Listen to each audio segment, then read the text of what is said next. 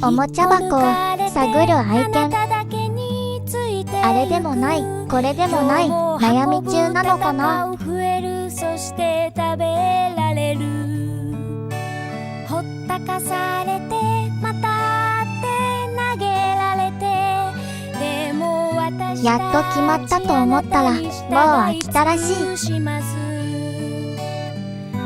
そろそろ遊んじゃおうかな。アイスを持ってきたがそっと出かけてみようかなんて。やっぱり黄色のボールに変えた。恋とかしながらいっぱい遊んでね。いろんな